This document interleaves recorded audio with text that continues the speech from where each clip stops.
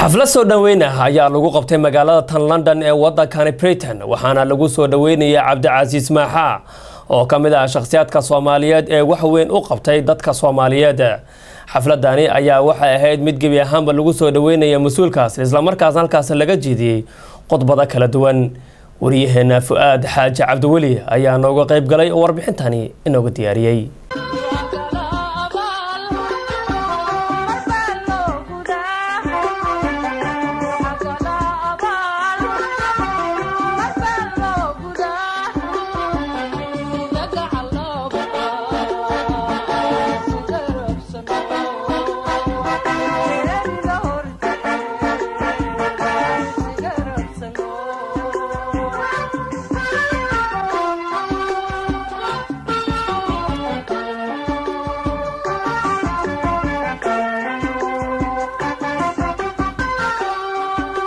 munaasabad soo dhaweyn ah oo loo sameeyay Cabdicasiis Muuse Maaxay oo kamid ah shakhsiyaadka farakutiriska ee qaybta ka qaatay sidii ay u taageeri lahaayeen dadka dhibaataysan ee ku nool gudaha Soomaaliya ayaa waxay ka dhacday galbeedka magaalada London ee xarunta dalkan Britain. soo dhaweyntan ayaa waxaa sameeyay ururka Somali Support Alliance oo sheegay in Cabdicasiis Muuse Maaxay uu yahay xaliyay markaasi soo dhaweyn u baahan isla markaana ugu baaqay dhammaan Soomaalida inay taageero fidiyaan si uu u sii wado howlihiisa shaqo. Bismillahir Rahmanir Rahim. Waxa caawa sharaf noo ah inaan isugu imaano xaflad kooban oo si sharaf leh u soo agaasimeen ururka la yiraahdo Somali Support Alliance. ururkaas oo mar walba u heelan inuu mujtamaca Soomaaliyeed waxa uu qabto kuna mutaqaana wajahan sidoo dalka iyo dadka wax uga qaban lahaa. caawa xafladan sida gaarka loo soo agaasimay waxaan ku casuunay walaalkeen Cabdicasiis Muuse Maaxay oo ah founderka hay'adda la yiraahdo Somcare UK and USA Somcare oo nagu soo booqday magaalada London. gudoomiyaha Somali Support Alliance weyneeda la yiraahdo Ifraax Umar Salaad oo iyadu khudbad halkaasi ka jeedisay ayaa waxay sheegtay inay aad ugu faraxsan yihiin munaasabada soo dhaweynta ee uu sameeyeen Cabdicasiis Muuse Maaxay. xafladan oo qiimaha badan leh waxaan ugu talagalnay walaalkeen Cabdicasiis Muuse Maaxay wax qabadkiisa la yaqaano qiimihiisa la yaqaano Ilaahay abaalmarin ha ka siiyo. maxaan ku iraahdaa organization kan macnihiisu wuxuu yahay inuu meel badan ka shaqeeyo hadii Ilaahay yiraahdo maxaa la dhahaa dib u dhiska wadanka dadka dhibaataysan ee Soomaaliyeed maxaan ku dhahaa Ilaahay waxaan ka rajaynaynaa inuu noqdo mid Soomaali oo dhan isku keena. ninka la yiraahdo Cabdicasiis ma madaxweyne ma dhakhtarba ma hadii Ilaahay ku roonay ii sheeg waxa weeye wasiirba ma waxa weeye ii sheeg samafal muxuu waa isweydiiyay moogta marka runtii dhinacaan ku qiyaasay waa garan waay meel kasta waa ka weyn hadii Ilaahay ku weyneeyo wax la sameeyo laba garan waay moogta marka horta Cabdicasiis ma sha Allah aad iyo aad baa u mahadsan tahay runtii damiirkay wax la soo koobi kara ma cunug yar oo Soomaali ah oo Ilaahay sabab kaaga dhigay asoo dhibaataysan dhibaatada inuu ka baxo waa horta adiga magac kuugu filan ajarna kuugu filan. ururka samafalka ee soo qaban qaabiya xafladda oo ay gudoomiyaha ka tahay Ifraax ma hadda Cabdicasiis Muuse iyada mid la soo koobi karo ma laakiin intii muxuu ahaayay kulay intii aan oran lahaa wala wada yiri Cabdicasiis waxaan ku leenahay anaga haweenka qaranka Soomaaliyeed ee UK fadhigoodu yahay ahna Somali Mothers International Association mar koobaad iyo mar labaad iyo mar saddexaad ba soo dhawo.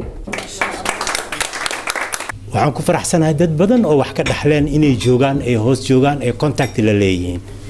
marka idinku wax sameeynaysan waxa fiican albaabka ina u furtaan. hooyooyinka Soomaaliyeed ee dhibaataysan ee dhibaatada aad la qaybsatay awlaadda dhibaataysan ee dhibaatada aad la qaybsatay adigoo aqoonin cid ay yihiin email ay ka yimaadeenba aad mugdigii ka bixisay iftiinka aad u siyaadisay waxaan Ilaahay kaaga baryayaa mid ka khayr badan iyo mid ka sharaf badan ba in adduun iyo aakhiraba Ilaahay uu ku siiyo adigii awlaadaada iyo intii aad jeceshahayba. waxaan maanta inta isku imaanay inaan walaalkeen soo dhaweyno waxaan u mahad celinayaa ururka soo diyaariyay xafladan sharafta leh waxaan kaloo rabaa anoo ka faa'iideysanayo meediyaha walaalkay macaan inaan u duceeyo si abaay ugu duceyso kale Cabdicasiis ma sha Allah aabaha ognahay wuxuu soo qabtay adigiyaa ka qabatay waxaan rajaynaynaa awlaadaada inay qabato waxaan rajaynaynaa inay dadkii adiga ku bartay annaga kale inaan ka faa'iidno wanaagaagii kugu dayano in la helo leader laga wada dambeeyo maanta caafimaadkii dhinaciisa maanta haddii Soomaaliya oo dhan la yiraahdo maxaa yaa wasiirka wax caafimaadka laga dhigayaa qof kasta oo Soomaali ah uu ku farxayaa hadana caawa waxay u dhacday sidii loogu talagalay ma sha Allah intii soo qaban qaabisay iyo intii soo agaasintay khayr Allah ka siiyo ururkan ha noqdo kii waara oo wax qabta ilaahay subxaanahu wa ta'ala ayaa mahad leh in badan baan raadinayay inaan la kulmo Cabdicasiis waan ku faraxsanahay runtii marka waxaan leeyahay ururkan ay abaay gudoomiyaha ka tahay waa ku garab taaganahay dhinaca kale Cabdicasiis Muuse Maaxay oo ugu dambeyntii mikrofoonka lagu soo dhaweeyay waxa uu mahad celiyay soo dhaweynta ururka sameeyay waxaana markaasi uu sheegay in mar waliba loo baahan yahay in Soomaalida ay isgarab qabtaan Rabbi subhanahu wa ta'ala wuxuu ila kulansiiyay dad badan oo muddo badan israadinaynay oo aan is arkinay dad igu cusub nasiib wanaag dad hore ii yaqiinay oo ilaa yaraanteedii ilaa meeshan deganaa yaqiinay oo nasiib wanaag mar labaadna waa is aragnay Soomaalidu waxay tiraahdaa waxay ku maamada dhir xaluulasha looga baxaa hadalna xigmad looga baxaa hadalka xigmadiisa intiisa badneed waxaa sheegay